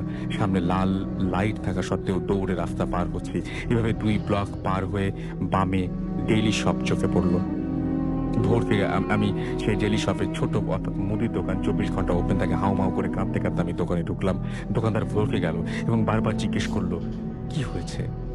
আমি কিছুই বলতে পারছিলাম না। কোনো মতে বুঝতে পারলাম যে একজন আমাকে তাড়া করেছে। তারা বুঝতে পারলো সেটা, এবং সে দরজা খুলে বের হলো এবং বললো, কই, কিছুই তো নেই। আমি ততক্ষণে সাহস ফিরে পেয়েছি। তার পাশে গিয়ে দাঁড়িয়ে রাস্তার দিকে তাকালাম। রাস্তার দিকে যতদূর চোখ যায় কেউ নেই। লোকটাকে বলে কিছু বোঝাতে পারবো না, তাই আমি লজ্জিত মুখে ক্ষমা চাইলাম। কিন্তু হেঁটে বাসায় যাওয়ার আর কোনো উপায় নেই আমার। পকেট থেকে ফোন বের করে বাসায় ফোন করলাম। আমার বোনকে বললাম, আমি অমুক স্ট্রিটে আছি, আমাকে একটু এসে পিক আপ করতে হবে। আপু অবাক হলেন, কিন্তু বললেন আসছেন। অপেক্ষা করতে করতে দোকানদার আমার মুখ থেকে কথা আদায় করে নিয়েছে। তাকে বলা ছাড়া কোনো উপায় ছিল না, কারণ সে পুলিশে ফোন করতো। আরো এক ধাপ ঝামেলা বাড়ত। দোকানদার মেক্সিকান কাহিনী শুনে দিও মিও অর্থাৎ মাই গড বলে ক্রস আঁকলো বুকে। দোকানদারের সাথে আরো একজন ছিল, সে আমার কাহিনী বিশ্বাস করলো না, সন্ধিহার চোখে তাকিয়ে রইল। এই ঘটনার পরে আমি এক সাইকিয়াট্রিস্টের কাছে এক হুজুরের সাথেও দেখা করি। সাইকিয়াট্রিস্ট আমাকে বলল, ঠান্ডার কারণে প্রথমে মহিলাকে আপনি হ্যালুসিনেট করেছি আমি, এবং পরে মাথায় ব্যথা পেয়ে হাঁটতে গিয়ে দ্বিতীয়বার আবারও হ্যালুসিনেট করেছি। কিন্তু কিভাবে আমি স্ট্রল আর স্পর্শ করলাম তা ব্যাখ্যা করতে পারলেন না। এরকম ঘটনা আবার ঘটলে তাকে কল করতে বললেন। হ্যাঁ, রাত 4টায় ভূতের তাড়া খেয়ে ডাক্তারকে কল করবো আর কি বলে বের হয়ে এসেছি। অন্যদিকে হুজুর বললেন যে খারাপ জিনের কারণে এমন হয়ে থাকতে পারে। তিনি কিছু দোয়া শিখিয়ে দিলেন এবং বললেন প্রতিদিন নামাজ পড়ে দুষ্ট জিনের কাছ থেকে পরিত্রাণ পাওয়ার জন্য এই দোয়াগুলো করতে। আমাকে বললেন তাবিজ কবজ এগুলো শিখ করা, এগুলো নেওয়ার চেষ্টা না করতে। এই আমার ঘটনা। যেহেতু নিউ ইয়র্কে থাকি, ভূত এফএমে এসে বলা সম্ভব হলো না, তাই ঘটনাটা পড়ে শোনালে কৃতজ্ঞ থাকবো এবং আমরাও অনেক কৃতজ্ঞ এবং আপনার প্রতি থ্যাঙ্কফুল যে আপনি এই ঘটনাটি আমাদের কাছে পাঠিয়েছেন। এবং চমৎকার একটি ঘটনা আমি বলবো, আশা করছি আপনাদের সবার ভালো লেগেছে। এবং যারা এতক্ষণ আমাদের সঙ্গে আছেন, যারা ফেসবুকে ছিলেন, তাদের দেখতে পাচ্ছি। এখন আমরা চলে যাচ্ছি আমাদের পরবর্তী অতিথি ফারনানের কাছে, তার কাছে আরেকটা ঘটনা শুনে আসবো। সুতরাং আমাদের সঙ্গেই থাকুন। ফারনান, আপনি এসছেন পুরান ঢাকা থেকে, উই নো দ্যাট, এবং আমাদের যারা অলরেডি ভিডিও দেখেছেন তারা অলরেডি জেনে গেছেন। আমরা আপনার ঘটনা শুনি। হ্যালো লিসেনার্স, আমি ফারনান। আজকে রাসেল ভাই, আমি যে ঘটনাটা শেয়ার করব সেটা মূলত আমাকে একজন দেশের বাইরের একজন আমাকে শেয়ার করেছেন, এবং উনি যেটা একজন আমেরিকান এবং উনি এখন নিউ মেক্সিকোতে থাকেন, এবং ওনাদের পূর্বপুরুষ যারা ছিলেন তারা মেক্সিকো থেকে ওখানে এসেছেন, এবং ওনার সাথে আমার বাংলাদেশে একটা এনজিওতে পরিচয় হয়। এবং একটা পর্যায়ে আমি ওনাকে বলি আমাদের দেশের একটা এই ভূত এফএম প্রোগ্রামটার কথা বলি, তখন উনি আমাকে বলেন যে ওনার বাবার একটা প্যারানর্মাল ঘটনা উনি আমার সাথে শেয়ার করেন, এবং যেটা মেক্সিকোতে ঘটেছিল প্রায় 30 ইয়ার্স আগে। তো সেই ঘটনাটা আজকে আমি শেয়ার করব। আর এই ঘটনাটা মানে আমার কাছে যেটা মনে হয়, আমাদের দেশে যেমন বেশ কিছু প্যারানর্মাল ঘটনা আমরা মানে রেগুলার সচরাচর শুনে থাকি, একটু ডিফারেন্ট মনে হয়েছিল আমার কাছে। তো এই জন্য আমি যেটা চিন্তা করেছি সেটা মানে ভূত এফএম আজকে শেয়ার করা যায় এমন একটা ঘটনা। তো আমি ঘটনায় চলে যাচ্ছি। তো ঘটনাটা হচ্ছে মেক্সিকোর প্রত্যন্ত গ্রাম অঞ্চলের একটা ঘটনা, এবং এই গ্রাম সম্পর্কে একটু পরিচয় আমার দিতে হবে। এই গ্রামের যাওয়ার পথে অনেক বড় একটা হাইওয়ে পড়ে, এবং এই হাইওয়েটার দুপাশে ছিল অনেক বড় বড় পাহাড়, এবং ঠিক সেই পাহাড়গুলোর একটা জায়গায় ছিল একটা কোল মাইনিং, মানে কয়লার একটা খনি, এবং যেখানে আন্ডারগ্রাউন্ড মাইনিং করা হতো, মানে যেখানে ছোট ছোট সুড়ঙ্গ করে এবং সেটার ভিতর থেকে কয়লা উত্তোলন করা হতো।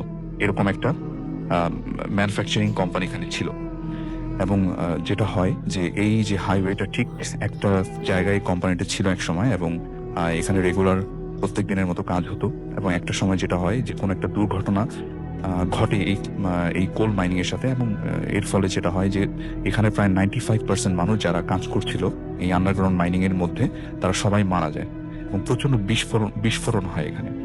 এবং এর ফলে যারা ওই আন্ডারগ্রাউন্ড মাইনিং এ যারা বিভিন্ন সুড়ঙ্গগুলোর ভিতরে কাজ করতেছিল সবাই একসাথে মারা যায়। এবং এরপরে অনেক চেষ্টা করার পরেও কারো ডেড বডি সেখান থেকে পাওয়া যায়নি, কেননা সবাই মানে পুড়ে যায় তাদের ডেড বডি। এবং এরপর যেটা হয় যে ওই কোম্পানি যেটা করে যে পুনরায় এটাকে রিস্ট্রাকচার করতে চায় এবং নতুন ভাবে আবার তারা মানে এটাকে ফর্ম করতে চায়। কিন্তু যখনই তারা কোনো বাইরে থেকে লোক এনে এটাকে মানে কাজ করানোর চেষ্টা করে, মানে জিনিসগুলোকে আবারও ঠিক করার চেষ্টা করে, কিন্তু তারা মানে সবসময় জিনিসটা ফেল করতে থাকে, মানে কোনোভাবেই তারা কাজটা কমপ্লিট করতে পারে না। কেননা অনেক ধরনের দুর্ঘটনা ঘটতে থাকে, এবং অনেক ধরনের ওখানে যারা কাজ করে তারা বিভিন্ন ধরনের খারাপ খারাপ স্বপ্ন দেখতো, এরকম অনেক ঘটনাই ঘটে। এবং শেষ পর্যায়ে যেটা হয় যে ওই যে কোম্পানিটার লিজ নিয়েছিল কাজটা, তাদের সেই কোম্পানির যে ওনার সে মারা যায়। এবং এখানে যে কস্ট এত বেড়ে গিয়েছিল যে তারা যেটা ফাইনালি যেটা ডিসিশন নেয় যে তারা এটা মানে কন্টিনিউ করবে না, এবং এটা তো এটা একটা অ্যাবান্ডন জায়গায় পরিণত হয়, এবং এটা একটা রেস্ট্রিক্টেড জায়গা থাকে। এবং এই কোম্পানিটা বন্ধ করে দেওয়ার পর যেটা হয় যে এখানকার যারা লোকাল গ্রামের লোকজন তাদের মধ্যে একটা মিথ প্রচলিত হয়ে যায়। এই স্পেসিফিক্যালি কোল মাইনিং এই কোম্পানিটা মানে যে কারখানাটা ছিল এখানে, এটা নিয়ে একটা মিথ প্রচলিত হয়ে যায়। তারা এই স্পেসিফিক এই কারখানাটা নিয়ে অনেক ধরনের কথাবার্তা বলতে থাকে। তারা বলে যখন তারা রাতের বেলায় এই স্পেসিফিক যে হাইওয়েটা দিয়ে ক্রস করে, তখন তারা অনেক ধরনের সাউন্ড শুনতে পায়, অথচ সেটা কিন্তু অ্যাবান্ডেন্ট এবং এটার ভিতরে কেউ থাকে না এখন আর। অনেকে সাউন্ড শুনতে পান, অনেকের গাড়ি স্টার্ট বন্ধ হয়ে যায়। আবার সব থেকে একটা কমন মিথ প্রচলিত ছিল ওখানে, যে ওখানে নাকি দেখতো রাতে যদি কেউ ওই হাইওয়েটা দিয়ে গাড়ি মানে ড্রাইভ করতো, তারা দেখতো যে ওখানে রাতের বেলা মানে কোন একজন মানুষ ঘোড়ায় বসে আছে, এবং মানে কালো একটা ঘোড়ায় বসা এবং কালো আলখাল্লা পরা, এবং ঠিক ওই ঘোড়াটার পেছনে 3-4টা নেকড়ে ঘোড়াটাকে ফলো করে যাচ্ছে। এরকম অনেক মিথ সেখানে প্রচলিত ছিল। তো আমাকে যে ঘটনাটা শেয়ার করেন, তার বাবা ছিল একজন ঘোড়ার ফার্ম ছিল তার, এবং উনি যেটা করতেন যে ঘোড়া সাপ্লাই করতেন বিভিন্ন গ্রামে। তো উনি একদিন যেটা হয় যে বেশ কয়েকটা ঘোড়া নিয়ে তার ট্রাকটাকে নিয়ে সেই গ্রামের দিকে যেতে থাকে ঘোড়া সাপ্লাই দেওয়ার জন্য। এবং একটা পর্যায়ে যেটা হয় যে রাস্তায় যেটা হয় যে সন্ধ্যা হয়ে যায়, এবং রাসেল ভাই তখন যেটা হয় যে এখনকার মতো জিপিএস ছিল না, তখন যেটা হয় যে রোড অ্যাটলাস ফলো করে জায়গাগুলোকে চিনতে হতো। এবং যেটা হয় যে আর মানে ওনার যে ফাদার ছিলেন, যিনি ছিলেন মানে ওই ট্রাকটা চালাচ্ছিলেন, তার এই সম্পর্কে কোনো ধারণা ছিল না যে এই রাস্তাটা হন্টেড অথবা এখানে এরকম কিছু দেখা যায়। তো সে যেটা করে যে অন্য ওয়ে না চুজ করে এই ওয়েটা দিয়ে সে গ্রামের দিকে যেতে থাকে। এবং ঠিক সেই কোল মাইনিং এর যে রাস্তাটা, যখন সে সেই জায়গাটা দিয়ে ক্রস করতে যাবে, ঠিক তখনই তার ট্রাকের স্টার্টটা বন্ধ হয়ে যায়। এবং হঠাৎ করে তার পেছনে যে খাঁচার ভিতরে ঘোড়াগুলো রাখা ছিল, ঘোড়াগুলো প্রচন্ড জোরে চিৎকার করা শুরু করে, এবং মনে হচ্ছিল যে ঘোড়াগুলো কিছু একটা খারাপ কিছু দেখে ফেলেছে এরকম। এবং সে সাথে সাথে গাড়ি থেকে নেমে চারিদিকে ভালো মতো দেখে, টর্চ লাইট জ্বালিয়ে যে কিছু আছে কিনা, দেখে যে না কিচ্ছু নেই, কিন্তু ঘোড়াগুলো তখনও প্রচন্ড জোরে চিৎকার করছে।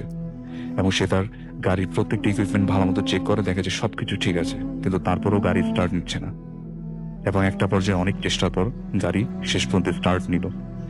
এবং যখন সে মানে স্টার্ট করার পর গাড়িটা চালানো শুরু করলো, ঠিক তখনই তার চোখে পড়লো যে পেছনের দিকে, মানে তার মিররে ধরা পড়লো যে পেছনের দিকে মনে হচ্ছে কোন একজন মানুষ কালো অনেক বড় একটা ঘোড়ায় বসে আছে, এবং সম্পূর্ণ তার শরীর কালো একটা আলখাল্লা পরা, এবং তার চেহারা একটুও দেখা যাচ্ছে না, কিন্তু তার জলজল করা দুটো চোখ তার চোখে ভেসে উঠলো আয়নাতে।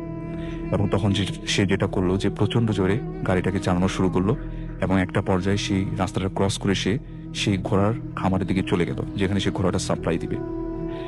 এবং সে যখন ঘোড়াগুলো সাপ্লাই দিয়ে চলে আসবে, তখন সেই ঘোড়ার খামারের যে মালিক তাকে জিজ্ঞেস করলেন যে আসলে আমি এরকম একটা কিছু দেখেছি, এখানে কি কোনো প্রবলেম আছে, না এটা কি কোনো মানুষ ছিল আসলে, মানে আমি প্রচন্ড ভয় পেয়ে গিয়েছিলাম এই রাস্তা দিয়ে আসার সময়। তখন সে ফার্স্টে কিছু বলতে চাইল না। পরে তখন সে বলল যে আসলে রাস্তাটা তো খুব ভালো না, আমরা গ্রামের যারা এখানে বসবাস করি তারা কখনই এই ওয়েটা ফলো করে আসি না, আমরা অন্য একটা রাস্তা দিয়ে আসি, তা আপনি তো অন্য একটা রাস্তা দিয়ে আসতে পারতেন। তো তখন তারপর সে বলে যে হ্যাঁ, এরকম আমাদের যে কোল মাইনিংটা ওখানে আছে, এটা নিয়ে অনেক ঘটনায় আমাদের এখানে প্রচলিত। এবং একটা ঘটনা, তখন সে আমাকে যে ঘটনাটা শেয়ার করেছেন তার ফাদারকে শেয়ার করেন। এবং ওই ঘটনাটা ছিল এইরকম যে তাদের খামারের বেশ কয়েকটা ঘোড়া এবং একজন রাখাল, যেটা হয় যে ওই কোল মাইনিং এর পাশে অনেক বড় মানে মাঠ ছিল, সেখানে মানে চড়তে গিয়েছিল ঘোড়া। এবং তারা ঠিক সন্ধ্যার পরে সবসময় চলে আসে ব্যাক করে, কিন্তু সেই দিন যেটা হয় যে সেই ঘোড়াগুলা এবং সেই রাখাল আর ফিরেনি। এবং তারা যেটা করে যে যেহেতু রাখালও ফিরেনি, এবং তারা যে ওই রাখাল এবং ঘোড়ার খোঁজ করার জন্য ওনাদের গ্রামের থেকে প্রায় 2-3 জন লোক এবং ওই গ্রামের একজন প্রিস্ট ছিল, ওনার মানে 3-4 জন মিলে সে ঘোড়ার খোঁজ করতে বের হয়। এবং তাদের সাথে ছিল একটা রাইফেল, এবং তাদের হাতে লণ্ঠন ছিল, এবং কারো হাতে ছিল মশাল। এবং সেগুলোকে নিয়ে তারা সেই মাঠের দিকে যেতে থাকে, গ্রামের সেই মাঠ, কোল মাইনিং এর পাশে যে মাঠটা, সেই মাঠের দিকে। এবং তারা যখন সেখানে পৌঁছায়, অনেক খোঁজাখুঁজি করার পরেও তারা সেই রাখাল এবং ঘোড়ার কোনো খোঁজই পায় না। এবং একটা পর্যায়ে তাদের চোখে পড়ে ঘোড়ার বেশ কিছু গোবর, এবং সেটা হচ্ছে যে ঠিক কোল মাইনিং এ যে গেটটা মানে যেটা মানে সিলগালা করে বন্ধ করে দেয়া, ঠিক সেই গেটটার পাশে। এবং সব থেকে আজব বিষয় ছিল যে সেই গেটটার মানে সবসময় বন্ধ থাকে, এবং একটা রেস্ট্রিক্টেড এরিয়া, কেউ ভয়েও সেখানে যায় না, কেননা অনেকের ধারণা সেই কোল মাইনিং এর ভিতরে যদি কেউ ঢুকে, সে আর কখনো মানে সেখান থেকে ফিরে আসে না, সে সেখানেই মানে হারিয়ে যায়, মিসিং হয়ে যায়, এরকম অনেক ধারণা। তো তারা যখন ওটা দেখলো যে ওটার গেটটা খোলা, তখন তারা বেশ মানে ভয় পাওয়া শুরু করলো যে আসলে ঘটনাটা কি, এটার ভিতরে তো কেউ যায় না, আজকে গেটটা কেন খোলা, এবং এটার পাশে ঘোড়ার বেশ কিছু গোবর পড়ে আছে। তখন তারা চিন্তা করলো হয়তোবা ওই রাখাল ঘোড়াগুলাকে নিয়ে ওই কোল মাইনিং এর ভিতরে ঢুকেছে। এটা দেখার জন্য তারা কোল মাইনিং এর ভেতরে ঢুকে, এবং কোল মাইনিংয়ের ভেতরে যখন ঢুকে তারা বেশ কিছু সুড়ঙ্গ তাদের চোখে পড়ে এবং ভেতরে এত পচা বাজে পোড়া গন্ধ ছিল, সেটা মানে একদম অসহ্য লাগছিল তাদের কাছে। এবং সব থেকে আজব বিষয় ছিল মাইনিং এর ভেতরে এত ঠান্ডা, বাইরে থেকে আরো প্রায় 3-4 ডিগ্রি মানে টেম্পারেচার নেমে গেছে, এরকম প্রচুর ঠান্ডা এবং প্রচুর বাজে গন্ধ। এবং তারা যখন একটা পর্যায়ে সেই সুড়ঙ্গটার পাশে এসে দাঁড়ালো, তাদের চোখে মশালের আলোয় যেটা ধরা পড়লো সেটা হচ্ছে যে কোল মাইনিং এর ঠিক ভেতর থেকে যে গর্তগুলা, সেখান থেকে মনে হচ্ছে দুটা অঙ্গারের মতো একটা আলো ভেসে আসছে এবং সেটা আস্তে আস্তে 2টা থেকে 4টা থেকে 6টায় পরিণত হলো। এবং একটা সময় মশালের আলোতে তারা দেখতে পেল তাদের চোখের সামনে 3-4টা অনেক বড় বড় আকৃতির নেকড়ে। ওগুলোকে নর্মাল যে নেকড়ে সেগুলোর থেকে মানে হাইটও বেশি ছিল এবং মানে আকার আকৃতি অনেক বড় ছিল এবং ওগুলো প্রচন্ড গড়গড় শব্দ করে তাদের চোখের সামনে দাঁড়িয়ে আছে। মনে হচ্ছে তাদেরকে এখনই সেগুলো মেরে ফেলবে। এবং তারা যেটা তখন চেষ্টা করলো, এর হাতে যে রাইফেলটা ছিল সেটা দিয়ে মানে গুলি করার চেষ্টা করলো, কিন্তু তখন সেই রাইফেলটা কাজ করছে না। অথচ রাইফেলটা কিন্তু তখন মানে ঠিকই ছিল যখন তারা ভিতরে ঢোকে। এবং আরেকটা কথা এখানে আমি বলবো যে ওই স্পেসিফিক এলাকাটাতে কোনো ওয়াইল্ড এনিমেলস আগের থেকে ছিল না, কিন্তু তারপরে এই নেকড়েগুলো কোত্থেকে আসলো তারা মানে কিছুই বুঝতে পারেনি। এবং এগুলো দেখতে এতটা ভয়ানক ছিল যে মানে এটা তারা প্রচন্ড ভয় পেয়ে যায়। এবং একটা পর্যায়ে তারা যেটা ফিল করলো যে তাদেরকে ঘিরে একটা ঠান্ডা বাতাস তাদেরকে ঘিরে মানে সার্কেল করছে বারবার তাদেরকে। তখন ওই প্রিস্ট যে ছিল তাদের সাথে, উনি বুঝতে পারলো যে এটা আসলে কোনো মানে নেকড়ে না, হয়তো বা কোনো খারাপ কিছু একটা এই কোল মাইনিং এ থাকে, মানে খারাপ কিছু, ওইটা হয়তো বা নেকড়ের রূপ ধরে তাদের চোখের সামনে আসছে। এবং সে তখন সাথে সাথে বেশ কিছু মন্ত্র পড়া শুরু করলো নিজেদেরকে রক্ষার জন্য, কারণ আর কোনো রক্ষার কিছু তাদের কাছে নেই। এবং সাথে সাথে মন্ত্র পড়ার সাথে সাথেই সেই নেকড়েগুলা প্রচন্ড জোরে জোরে ডেকে উঠলো এবং একটা পর্যায়ে তাদের হাতের যে লণ্ঠন এবং মশালের আলো নিভে গেল। সে তখনও জোরে জোরে মন্ত্র পড়ছিল এবং তার কাছে মনে হচ্ছিল তারা সবাই একটা মানে গুহায় ফেসে গেছে এবং এখান থেকে বের হওয়া কোনোভাবেই সম্ভব না। ঠিক বেশ কিছুক্ষণ পর গ্রামের ভিতর থেকে আরো বেশ কয়েকজন লোক হাতে মশাল নিয়ে তাদেরকে খোঁজার জন্য সেই কোল মাইনিং এর ভিতরে ঢুকলো। ওই গ্রামের লোকজন যখন কোল মাইনিং এর ভেতরে ঢুকলো, তারা দেখলো যে ভেতরে কিচ্ছু নেই, ভেতরে ঠান্ডা একটা পরিবেশ। 2জন লোক সেখানে সেন্সলেস অবস্থায় পড়া এবং তাদের যে মশালটা ছিল সেটা নেভা ছিল। এবং যেই জায়গাটা মানে যেই সুড়ঙ্গটার ভিতরে তারা মানে ওই নেকড়েগুলাকে দেখেছিল, সেখানে কিছু কঙ্কালের মতো কিছু একটা পড়া, এবং সেগুলো কি ছিল তারা কেউ জানে না, কারণ এর ভিতরে কেউ সচরাচর আসে না।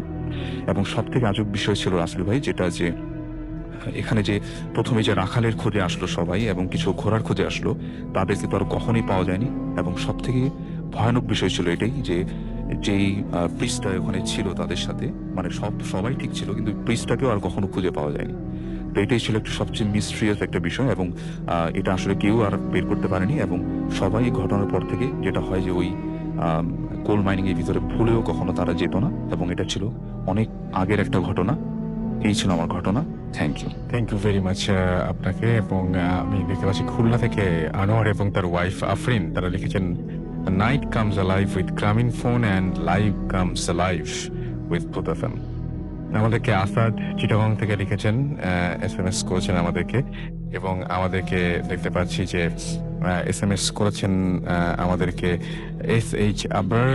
এবং আসাদ আমাদেরকে জানতে চেয়েছেন যে আমাদের আর অন্য কোনো কিছুর সাথে কোনো কানেকশন, যেটা জানতে চেয়েছেন, না আমাদের কোনো কিছুর সাথেই কোনো কানেকশন নাই ভাই, ভূত এফএম ইজ ভূত এফএম। বিশাল আমাদের SMS করেছেন আমাদেরকে, দেখতে পাচ্ছি যে আরিফ নরসিংদী থেকে। এছাড়া আমাদেরকে প্রিন্স কচুক্ষেত থেকে SMS করে অনেকেই আমাদের লিখছেন এখানে যে আমার কাছে অনেক ঘটনা রয়েছে, যে ঘটনাগুলো আমি পাঠতে চাই, বা অনেক ভালো ঘটনা রয়েছে সেই ঘটনাগুলো আমি শোনাতে চাই।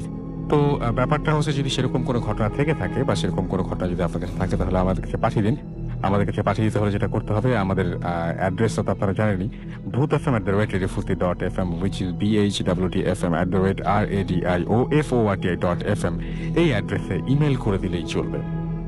সো আপনারা আপনাদের জানা সেরা ঘটনা পাঠিয়ে দিন আমাদের কাছে। আমরা আরো চলে যাবো বাবু ভাইয়ের কাছে একটা ঘটনার জন্য, এবং তারপরে আবারও ফিরে আসবো। ইন দ্য মিন টাইম আমাদের SMS করবেন। এর আগে দেখতে পাচ্ছি যে আমাদের ফেসবুকেও অনেকে এখানে লিখছেন, এবং আমি দেখতে পাচ্ছি আমাদের এখানে লিখেছেন ইসানিয়াত আহমেদ আমাদের এখানে লিখেছেন। এছাড়াও লিখেছেন আমাদের এখানে মহিদুর রহমান, MD ইউনুস খান, পাপেল চৌধুরী, এছাড়াও জয় বক্সি আমাদের এখানে SMS করছেন। ইজহারুল ইসলাম আমাদের এখানে রয়েছেন। আরবি শেখ আমাদের এখানে আছেন এবং আমাদের এখানে দেখতে পাচ্ছি তিনি লিখেছেন আমাদের এখানে। এছাড়াও মবি মনি আমাদের এখানে লিখেছেন, দিবাকর রুদ্র, পলাশ খান, এমডি মনজুর আলম আমাদের এখানে আছেন, তানভীর আহমেদ, মুক্তমনের পথচারী অয়ন, আব্দুল হাসান, তুষার সহ আরো অনেকে আমাদের এখানে কিন্তু আছেন।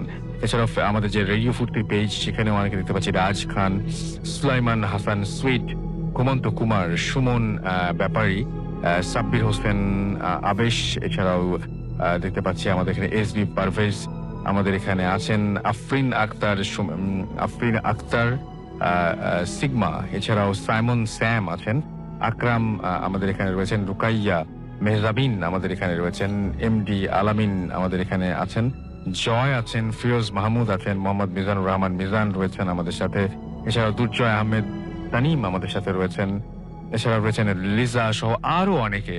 আপনারা যদি চলে আসতে চান এখানে তাহলে চলে আসুন www.facebook.com/radio.furti এবং www.facebook.com/bhutfm.travel এই দুটো অ্যাড্রেসে। আমরা চলে যাব আমাদের পরবর্তী অতিথির কাছে এবং তার কাছে আমরা তার ঘটনাটা শুনবো। আপনার ঘটনাটা যদি আমাদের একটু ছোট্ট করে বলতেন, আমরা শুনতাম আপনার ঘটনাটা। তো তার আগে জানি যে আপনি কোথা থেকে এসেছেন, আরেকবার যদি বলতেন। হাই লিসনার্স, আমি নিলয়, আমি এসেছি মিরপুর মাজার রোড থেকে। ওকে। আমার স্টোরিটা ভাই বেসিক্যালি 2015-এর জানুয়ারি মাসে লাস্ট ইয়ার কোন একটা ডের স্টোরি এটা। অ্যাজ ইউজুয়াল রাত্রেবেলা ওই দিন আমি ঘুমানোর জন্য প্রিপারেশন নিতেছিলাম।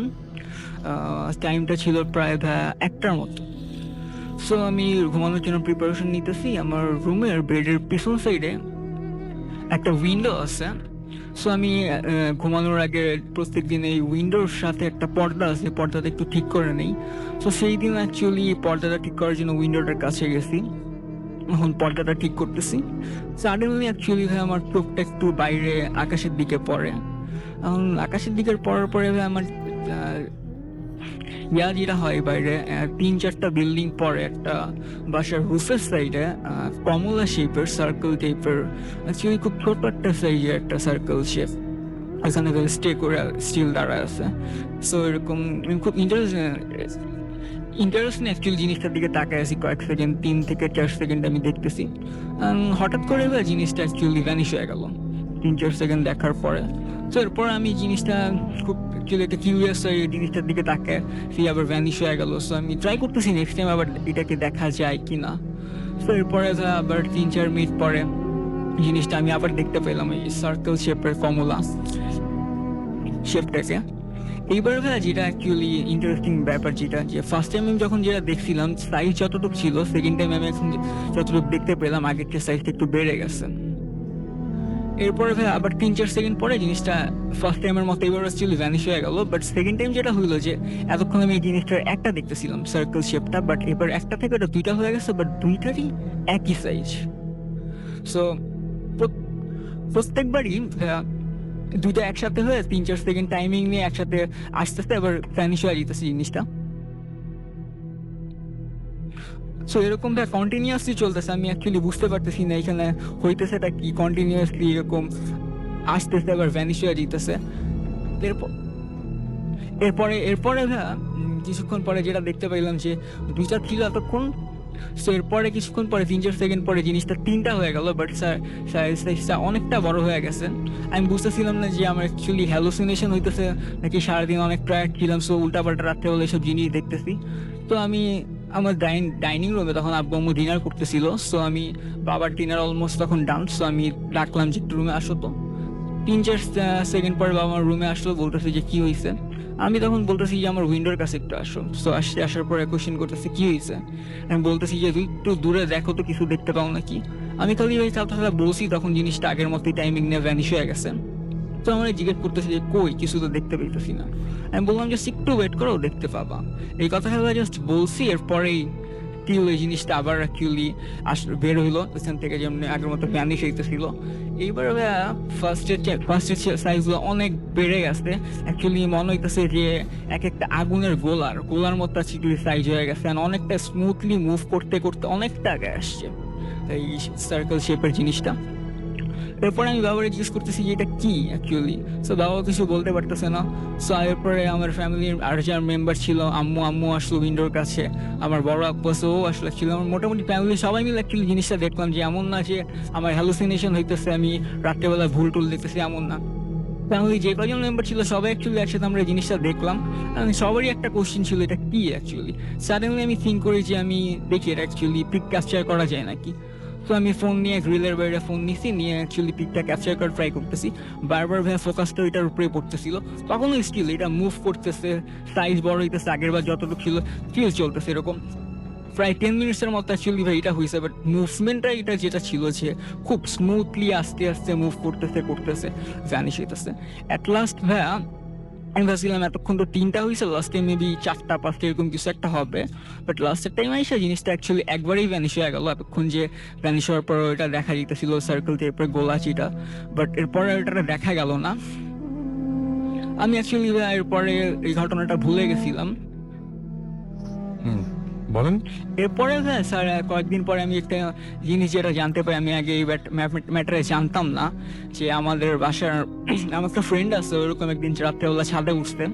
তো ছাদে উঠে ঘোরাঘুরি করতেছে, হঠাৎ অ্যাকচুয়ালি যে সার্কেল টাইপের আগুনের গোলার মতো শেপটা ফার্স্ট টাইম আমি যেই বাসার ছাদের উপরে দেখছিলাম, ও অ্যাকচুয়ালি ওই বাসার ছাদের উপরে জিনিসটা দেখতে পায়। বাট আমি যেমন দেখছিলাম যে 2টা থেকে 3টা হইতেছে, আবার ভ্যানিশ হচ্ছে, ও অ্যাকচুয়ালি এরকম দেখে নাই। ও দেখছিল যে একটাই শেপ, বাট স্যার অনেকটা বড়, এন্ড অ্যাকচুয়ালি এক জায়গায় ছাদের উপরে। ব্যাপারটা হচ্ছে যে এখানে যে জিনিসটা আপনি দেখেছেন এটা কেন দেখেছেন? এটা আমি আমি নিজেও জানি না। থ্যাংক ইউ ভেরি মাচ আপনার স্টোরির জন্য, আপনাকে অনেক ধন্যবাদ। আমরা চলে যাবো একটা ছোট্ট বিরতিতে, এবং বিরতির পরে আবারও ফিরে আসবো। স্টে টিউনড রেডিও ফুর্তি অ্যান্ড ডোন্ট স্টপ দ্য ফুর্তি। করেছেন তার ফাদারকে শেয়ার করেন, এবং ওই ঘটনাটা ছিল এইরকম যে তাদের খামারের বেশ কয়েকটা ঘোড়া এবং একজন রাখাল, যেটা হয় যে ওই কোল মাইনিং এর পাশে অনেক বড় মানে মাঠ ছিল, সেখানে মানে চড়তে গিয়েছিল ঘোড়া, এবং তারা ঠিক সন্ধ্যার পরে সবসময় চলে আসে ব্যাক করে। কিন্তু সেদিন যেটা হয় যে সেই ঘোড়াগুলা এবং সেই রাখাল আর ফিরেনি, এবং তারা যেটা করে যে যেহেতু রাখালও ফিরেনি, এবং তারা যে ওই রাখাল এবং ঘোড়ার খোঁজ করার জন্য ওনাদের গ্রামের থেকে প্রায় 2-3 জন লোক এবং ওই গ্রামের একজন প্রিস্ট ছিল, ওনার মানে 3-4 জন মিলে সেই ঘোড়ার খোঁজ করতে বের হয়, এবং তাদের সাথে ছিল একটা রাইফেল, এবং তাদের হাতে লণ্ঠন ছিল, এবং কারো হাতে ছিল মশাল, এবং সেগুলোকে নিয়ে তারা সেই মাঠের দিকে যেতে থাকে, গ্রামের সেই মাঠ, কোল মাইনিং এর পাশে যে মাঠটা, সেই মাঠের দিকে। এবং তারা যখন সেখানে পৌঁছায়, অনেক খোঁজাখুঁজি করার পরেও তারা সেই রাখাল এবং ঘোড়ার কোনো খোঁজই পায় না, এবং একটা পর্যায়ে তাদের চোখে পড়ে ঘোড়ার বেশ কিছু গোবর, এবং সেটা হচ্ছে যে ঠিক কোল মাইনিং এ যে গেটটা মানে যেটা মানে সিলগালা করে বন্ধ করে দেয়া, ঠিক সেই গেটটার পাশে।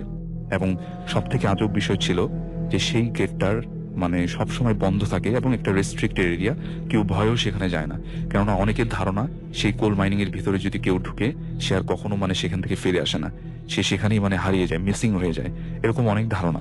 তো তারা যখন ওটা দেখলো যে ওটার গেটটা খোলা, তখন তারা বেশ মানে ভয় পাওয়া শুরু করলো যে আসলে ঘটনাটা কি, এটার ভিতরে তো কেউ যায় না, আজকে গেটটা কেন খোলা, এবং এটার পাশে ঘোড়ার বেশ কিছু গোবর পড়ে আছে। তখন তারা চিন্তা করলো হয়তোবা ওই রাখাল ঘোড়াগুলোকে নিয়ে ওই কোল মাইনিং এর ভিতরে ঢুকেছে।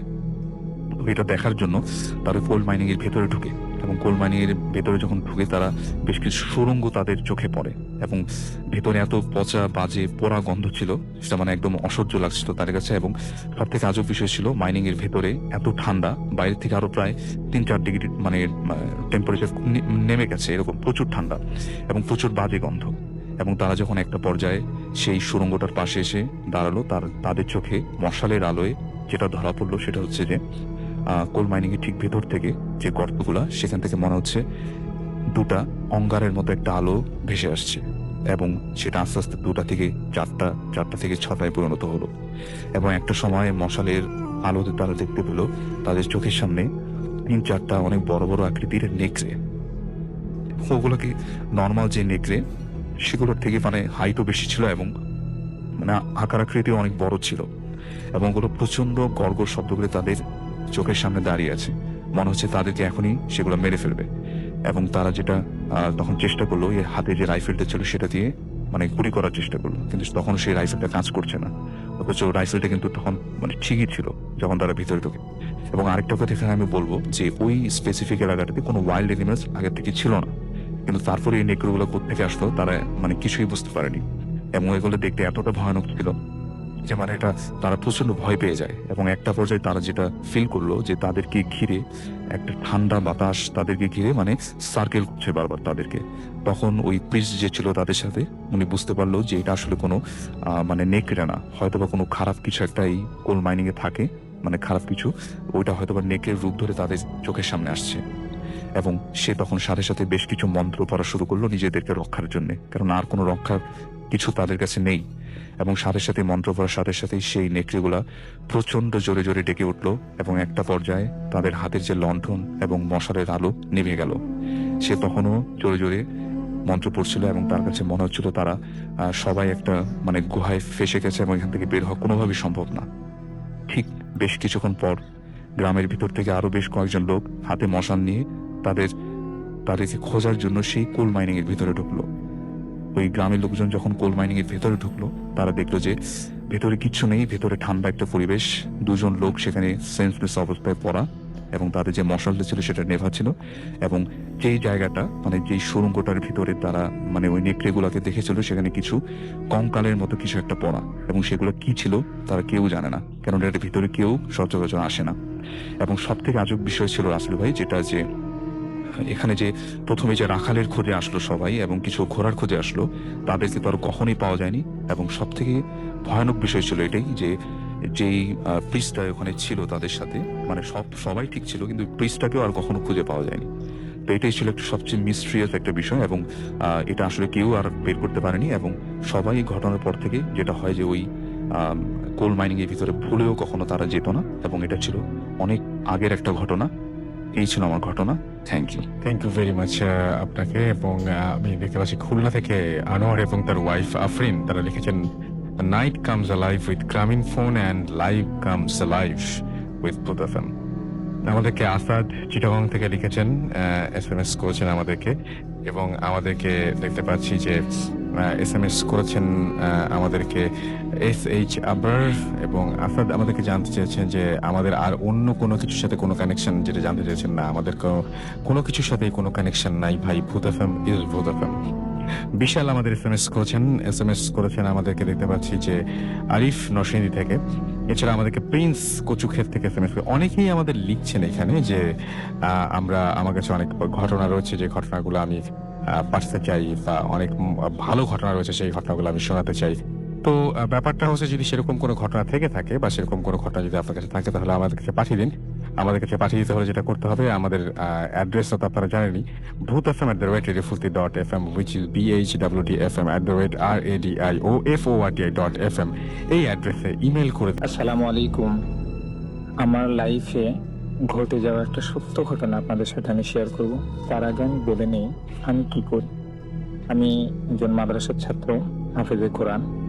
ঢাকায় আগে পড়াশোনা করতাম, এখন রাজশাহীতে থাকি। আমার হোম ডিস্ট্রিক্ট রাজশাহীতে। ঘটনাটা হচ্ছে রমজান মাসে আমার পাড়ারই কেন্দ্র করে। তো এইবার বাইরে যাওয়ার জন্য ট্রাই করছিলাম, তো বিভিন্ন কারণে, ব্যস্ততার কারণে হঠাৎ করে তারাবি পড়াতে মন চাচ্ছিল না, বা একটু পেরেশানি মনে করছিলাম যে তারাবিটা এবার না পড়াবো। তো এভাবেই চলছিল, মাঝে মাঝে কোথাও পড়ালে পড়াতাম, না পড়ালে না। তো এর মাঝে একজন পরিচিত বড় ভাই আমাকে ফোন দিলেন, বললেন যে তোমার বাসার পাশে একটা মসজিদ আছে, মসজিদটাতে তুমি চাইলে তারাবি পড়াতে পারো, আর ওখানকার যে হাফেজটা আছে ওর একটু প্রবলেম হয়েছে। আমি বললাম ঠিক আছে তাহলে। এরপর এই কথাগুলো হচ্ছে আমার 15 পাড়া থেকে মোটামুটি কথাবার্তা হয় যে আমি 17 পাড়া থেকে তারাবির নামাজটা কন্টিনিউ করব। ঠিক এইভাবেই চলতে থাকলো। 2 দিন নামাজ পড়ালাম, এরপরে হঠাৎ করে একদিন আমি অসুস্থ হয়ে পড়লাম। তো প্রতিদিন তো আমি তো নামাজ পড়াতে যেতাম, সারা আজান দিত, তারপরে আমি বাসা থেকে বের হয়ে যেতাম এবং ওখানে গিয়ে এসে নামাজ পড়ে তারপরে তারাবি পড়াতাম। তো একদিন হঠাৎ করে ইমাম সাহেব আমাকে বললেন যে আজকে তুমি মাগরিব আর এশার নামাজটা পড়িও, আমার আসতে হয়তো বা লেট হবে। আমি বললাম ঠিক আছে। এর পরের দিন হঠাৎ করে আমি অসুস্থ হয়ে যাওয়ার কারণে মসজিদে যেতে পারছিলাম না। তো ইমাম সাহেবের নাম্বারে ফোন দিলাম, ফোনটা বন্ধ ছিল। ও অনেক ট্রাই করলাম, আর অন্য কারো নাম্বার আমার কাছে ছিল না যে আমি যাদের মাধ্যমে আমি যে অসুস্থ, এই অসুস্থর খবরটা পৌঁছাবো তাদের কাছে। তো সেই দিন আমি তারাবিতেও যেতে পারলাম না, নামাজে তো যেতেই পারি। এরপর পরের দিন যখন আমি তারাবির নামাজ পড়ানোর জন্য মসজিদে গেলাম, তখন ওখানকার যে মুসল্লি আছে, একজন মুসল্লির সাথে খুব ভালো খাতির হয়েছিল। ও মুসল্লি এবার আমার কাছে এসে বলছে, হুজুর কালকে তো অনেক সুন্দর নামাজ পড়ালেন, আর কালকে আপনি হুজুরকে পড়াতে দিলেন না কেন? হুজুর তো অনেকক্ষণ ধরেই মানে আপনার নামাজ পড়ানোর একটু পরেই উনি চলে আসছেন, পিছনে দাঁড়িয়েছিলেন, আপনি তো ওনাকে দিলেন না, আপনি পুরোটা পড়িয়ে দিলেন। তবে যাই হোক, খুবই ভালো হয়েছে। তো আমি কথাটা শুনে শক্ট হয়ে গেলাম, আরে আমি তো কালকে আসিই নাই, তাহলে নামাজ পড়ালো কি? এরপর আমি হুজুরের রুমে গেলাম এবং হুজুরকে বললাম যে হুজুর, একটা প্রবলেম তো হয়ে গেছে, আমি কালকে আসতে পারিনি, সে কারণে আমি আপনাকে অনেকবার ফোন দিয়েছিলাম, কিন্তু আপনার ফোনটা সুইচড অফ ছিল।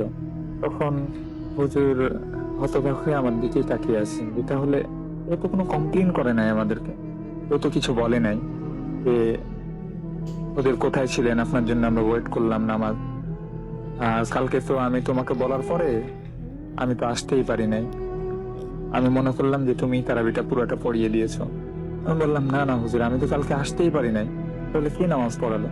এরপর থেকে এই কথাগুলো একজনের সাথে শেয়ার করেছি, দেন নেক্সট টাইম আমি যখন কারোর সাথে শেয়ার করব মনে করেছি, তখনই আমার একটা না একটা অঘটন ঘটেই গেছে। আমি ভূত এফএমে মনে করছিলাম যে এই কথাগুলো শেয়ার করব, তো শেয়ার করে উঠতে পারছিলাম না। আমার ফোনটাতে যখন আমি রেকর্ড অপশন চালু করি এবং রেকর্ড করি, সেন্ড করতে গেলেই আমার ফোনটা হ্যাং হয়ে যায়। 2 দিন, মানে 2 শুক্রবার এটা হওয়ার পর আমার ফোনটাই হাত থেকে পড়ে নষ্ট হয়ে গেছে। এরপর যখন আমি কম্পিউটারে ওটা টাইপ করে পাঠাবো চিন্তা করি, তখন দেখা যায় যে কম্পিউটার সফটওয়্যার প্রবলেম হয়ে যায় বা উইন্ডোজ পড়ে যায়, যে কোনো একটা প্রবলেম হয়। আর এরকম প্যারানর্মাল অনেক ঘটনাই আমার সাথে ঘটেছে, যেগুলা কখনোই কারোর সাথে শেয়ার করা হয়নি। এই ফার্স্ট টাইম আপনাদের সাথে শেয়ার করছি। ভালো লাগলে শেয়ার করুন। আসসালামু আলাইকুম।